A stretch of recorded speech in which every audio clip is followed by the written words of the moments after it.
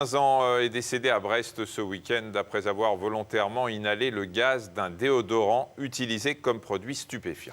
Les analyses toxicologiques sont en cours, mais les enquêteurs suspectent une mort par inhalation liée au gaz contenu dans l'aérosol.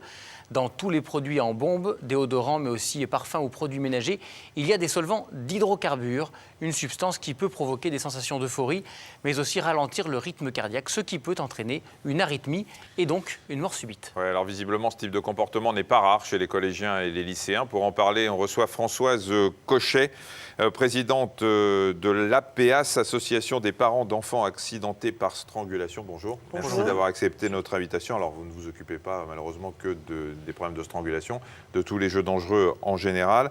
Alors, c'est la première fois qu'on entend parler de ce genre de pratiques dans les médias. Il y a eu déjà des témoignages de parents. Il y a eu déjà des cas de décès, notamment un en 2001-2002, un jeune garçon dont je connais la maman, qui effectivement est décédé suite à une inhalation d'une bombe d'air. Donc vous voyez, c'est le gaz qui est contenu dans la bombe qui peut provoquer des accidents gravissimes.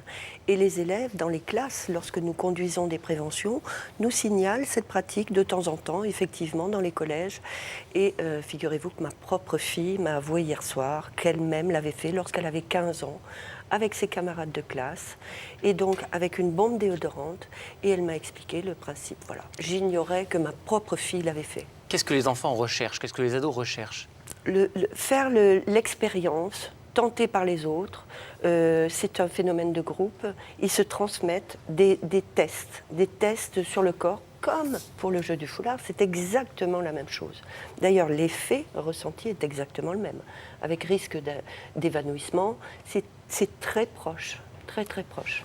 Le jeu du foulard, tous ces jeux qui peuvent laisser des stigmates sur la peau, qui peuvent éventuellement de temps en temps, enfin, ou des jeux qui peuvent laisser penser aux parents qu'il se passe quelque chose. Mais là, le gaz, comment on fait pour savoir que son enfant Ça entraîne probablement des maux de tête, des nausées, des effets... ils doivent avoir des malaises, etc. Je pense mais c'est très discret, effectivement. Ce sont des symptômes très discrets, de même que pour les jeux d'évanouissement d'ailleurs, beaucoup plus discrets que pour tous les jeux violents qui sont beaucoup plus visibles et repérables. Donc c'est la raison pour laquelle il faut vraiment que les parents s'informent. Et est-ce que les parents, quels conseils on peut leur donner? Il faut qu'ils en parlent à leurs ados.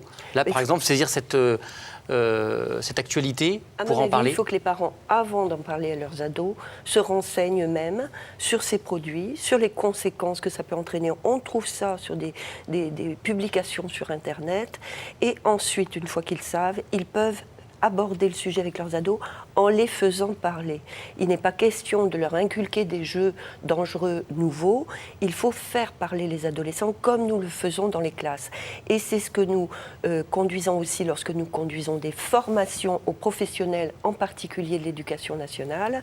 Comme je le faisais hier dans une inspection d'académie, toutes les infirmières scolaires, tous les médecins scolaires doivent connaître ces phénomènes et doivent savoir comment en parler avec les enfants et les adolescents pour ne pas les inciter à pratiquer ces jeux, mais bel et bien pour leur faire comprendre les conséquences physiologiques. Parce qu'eux n'ont pas conscience des risques, les enfants. Ils ne savent absolument pas les conséquences physiologiques. Donc, si vous voulez, la prévention, y compris la prévention des parents avec leurs propres enfants, consiste à leur expliquer les conséquences dans le corps. Qu'est-ce qui se passe quand on inhale un gaz de cette sorte, qui est en fait de l'isobutane et du propane, ce qui est quand même très très grave, personne ne le sait. Qu'est-ce qui se passe au niveau des poumons? Qu'est-ce qui se passe dans le sang alors que ces gaz prennent la place de l'oxygène dans le sang? Donc le cerveau est en anoxie cérébrale et les conséquences sont exactement identiques à celles du jeu du foulard, du jeu de la tomate et tous ces jeux. Renseignez-vous pour qu'il n'y ait pas un prochain accident. Nous en connaissons 3 déjà, d'enfants qui en sont morts. Justement, on peut se renseigner sur un site, Benoît. Oui, vous pouvez vous rendre sur le site jeudufoulard.com. Merci beaucoup, madame. Je vous en prie, au revoir. Bientôt obligatoire, mais déjà en rupture de stock. On va vous parler maintenant des éthylotests. À partir de dimanche, chaque automobiliste devra en avoir un dans son véhicule. Le problème, c'est que les distributeurs frôlent la pénurie. Alors, comment faire pour